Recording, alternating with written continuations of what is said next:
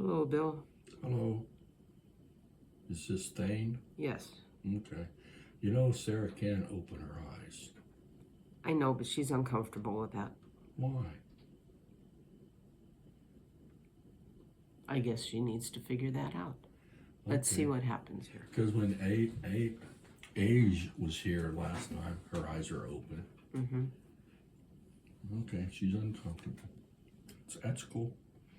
Oh, we'll see. Maybe during the session she'll open them. Okay. So, what have you been up to since the last time we talked? I will probably start each one with that question. Eventually, you'll get to the point that you'll tell me what you've been doing. And the usual answer is, do you know? Nothing.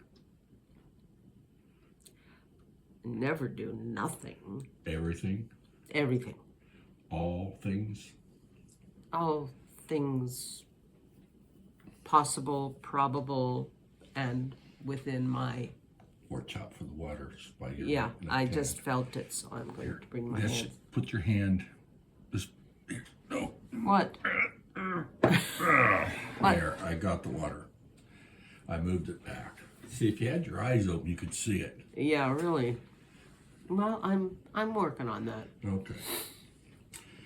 So, yeah. Visit any new worlds lately? Not new to me. Of course, but new to me. They're all new to me. Well, yeah. But yeah, visiting, exploring, teaching, learning, the usual. Yeah. How many different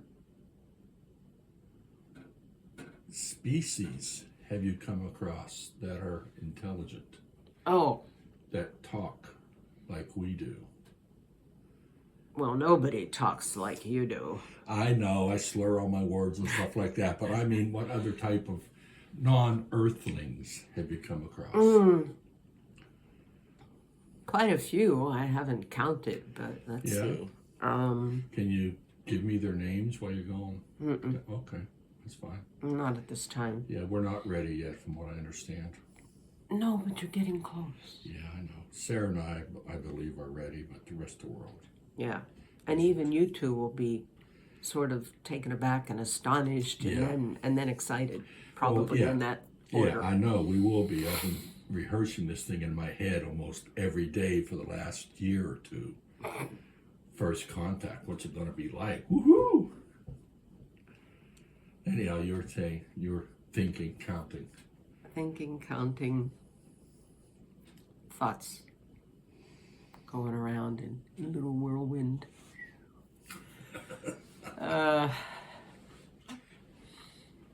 Why should I count? I'm just curious. Let me put it this way. Those that are more than likely to make physical first contact in a relatively close period of time. Meaning soon? Yeah, but soon is relative. I know, so is what you said. Yeah. There's probably 3 at first. And then after they've paved the way, there will be multitudes of others. Do you have names for those first 3?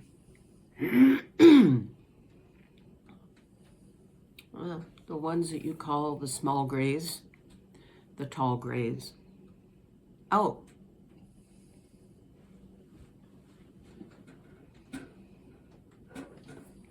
I expect the Pleiadians will be the first ones. They look most like you humans, except that they're very tall. They're beautiful beings.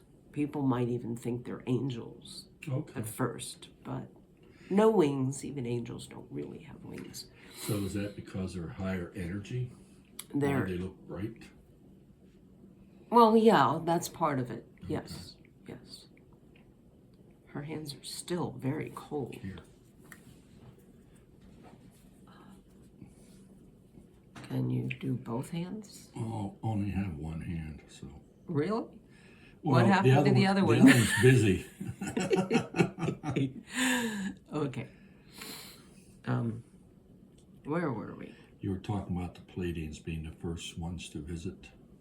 But it's because they're so familiar already Okay. with humankind. And over the That makes sense. millennia, they've made many contacts. And they still do on a smaller scale and have been for a while. And so many people already are familiar with them and would welcome them with open arms, which would obviously assist in the other ones coming around. The short grays are a little nervous. Yeah, I think of them more as pesky little critters. Well, they can be. But they're aware that most The other hand. earthlings consider them not so friendly. They are friendly, Okay. but they've had a history of being kind of intrusive, invasive, maybe. Well, from what I've read and understood and what Bashar has told us, they had no social skills. That's a good way of putting And it, yes. that is why they behaved the way they did.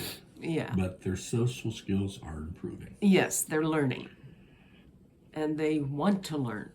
And so that's an exciting prospect too. So they'll be a little more cautious,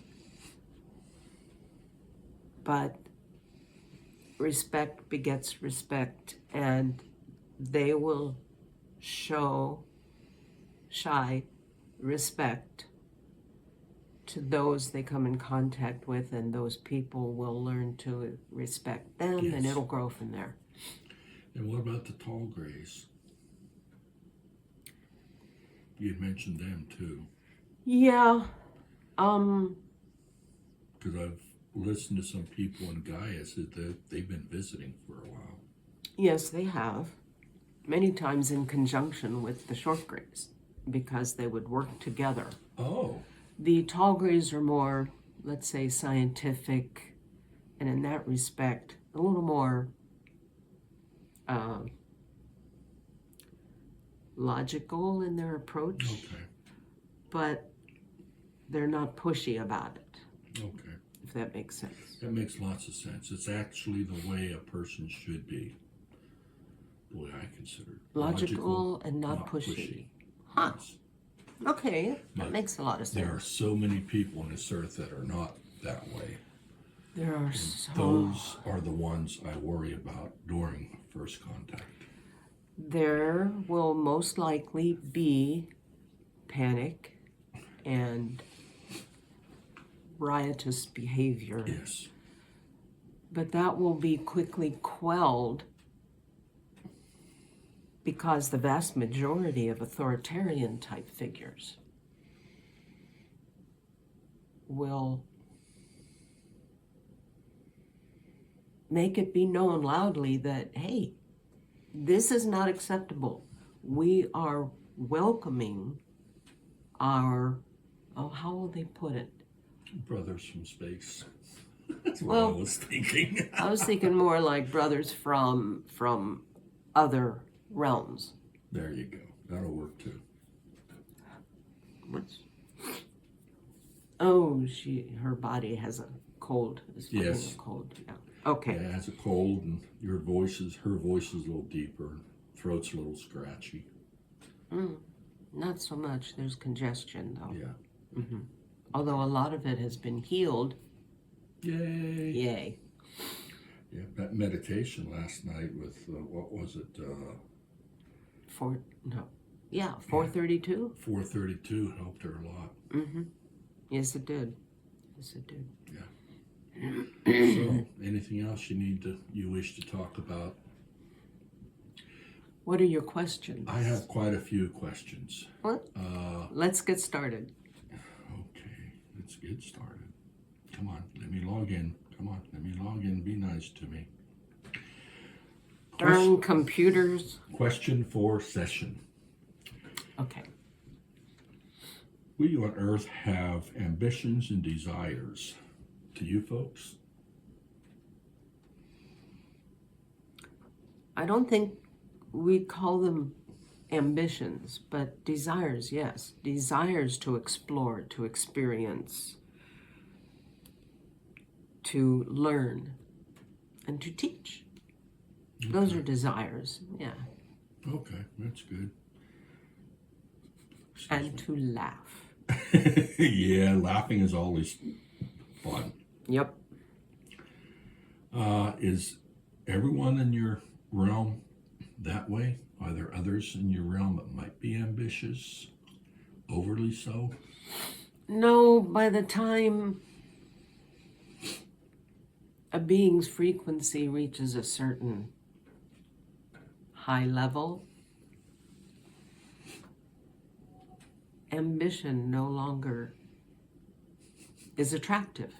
Oh, okay. It's not necessary, because we all know that whatever our goals are, we can achieve them, because time doesn't exist, so it doesn't matter how long or short it takes, quote unquote.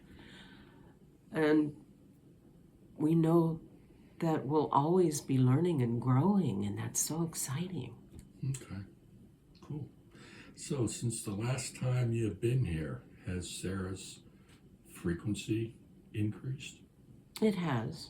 And mine? It has. That's all I need to know. They still fluctuate, but that's the nature. That's as I finally understood it, because it was someone, it was either you or Age, beat me with it until I understood it. I think it was Age. Energy fluctuates all the time. Yeah. So it's just the nature of the beast, so to speak. Mm-hmm. It's my understanding that egos actually drive our ambitions and possibly our desires. But from what you have said, you don't have those. I mean, you don't have that conditions. You don't go after those. So does that mean you have no egos? Pretty much. Or should I say, because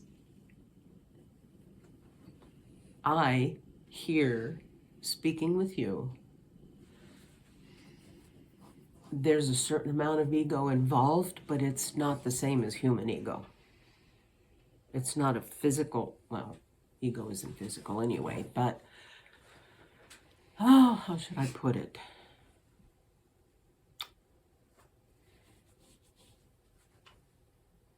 The ego, our egos, when we condense into a particular being. As you have with Sarah now. Right. Okay. No, I lost my train of thought. How I'm going to explain this. Those egos are more, they're more because we condense in order to communicate.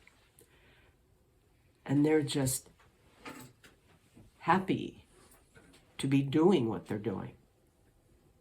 And knowing that pretty soon they'll be doing something else. And they too are all constantly learning and growing because they're part of us. You're talking about the ego again? Yeah. Okay. Because by the way you initially were talking, I thought maybe ego was just a nature of the physical form. Well, it has a lot to do with that. Excuse me. But it has to exist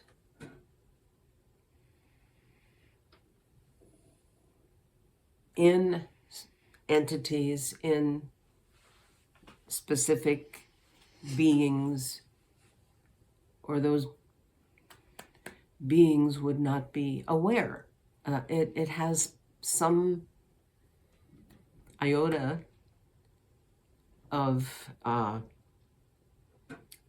necessity for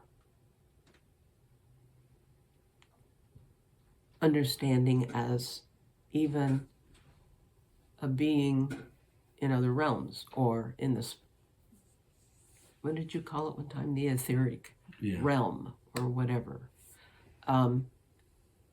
It contributes to self-awareness, even amongst all of us. Oh, you just opened my eyes and expanded my definition of ego.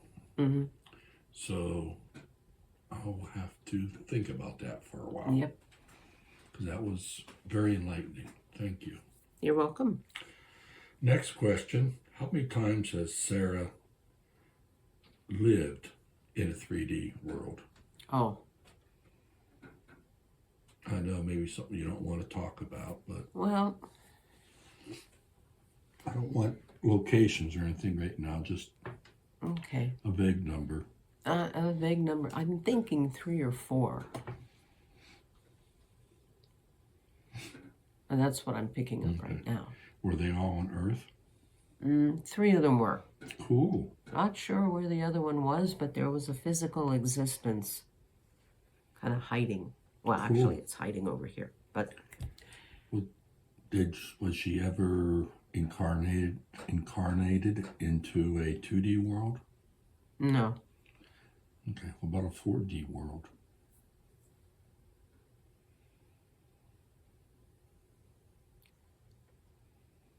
Quite probably. Okay. Cool. I'm distracting myself by thinking that what difference does it make? It doesn't make any difference. I'm just curious, like I say all the time. Yeah, you do say that. How about, can you see that about me too?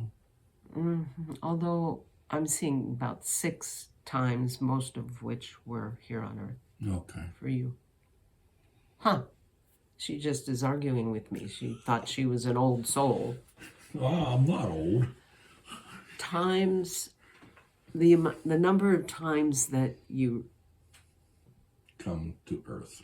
Well, reincarnate, as you say, or take on physical form in a 3D or whatever environment has nothing to do with how old your soul is. It's just that's what you want to do at that time. Mm-hmm. You just seem to like it so much that you keep coming back. Well, it's part of the engineering side of my life. I was just thinking of that too, because yeah, you like to get your hands dirty, so to speak. To build things. Mm-hmm. Okay. This is more of a, not a rhetorical question, but more of a question that might be difficult to answer. Why do we believe what we believe? You mean humans? No, I mean Sarah and I. Oh. There's been a lot of influence from your physical surroundings, your families, your growing up, but you've always wanted to know more, so you would read and open your mind. You've always had open minds. That's true. And always learning in your own way. Okay. Did that answer your question? As best as you could, because it's a difficult question to ask. It is. Yeah. Because it's up to you as individuals, right, to determine your own belief systems, why they're there, and how to root them out if you don't want them, if you want to change them. So, yeah, it's pretty much up to the individual. Okay. I want to regress slightly back to the conversation we're having about first contact. Mm-hmm. So I'm assuming the issue that will raise its ugly head is closed-mindedness among Earthlings. Yeah. That's a shame. But recall, if you will, that, okay, I'm getting some different ways of expressing this, but your Bible, I believe, says something about 144,000. Yeah. And then your Bashar persons have stated that that's a rhetorical number just to exemplify that the number of people on your planet right now who actually are ready and willing and will welcome first contact is a relative fraction of the total population. So yes, there's going to be a lot of closed-mindedness, but the open-mindedness will catch on like Brush fire and high wind in the fall. Huh? well, I guess that'll do. I didn't want to think of it as a fire, but Why not? It's exciting. Yeah. Although most humans have a fear of fire, so for good reason. It's to be respected. Yes. Not feared. Yes. Just like everything's to be respected, not feared. Right. Wow. Yeah. Thank you. I wasn't aware that I believed that. Ta-da! I believe. So I take it that Grumpy is there with you too? Talking to you? Oh, he's with you. I know, but is he talking to you? Well, he's listening. He's like this. He's talking to me, huh? Okay. So If he thinks it's necessary. I Yeah. felt 2 aha moments already. So. He says, "Oh no, you're reaching your quota."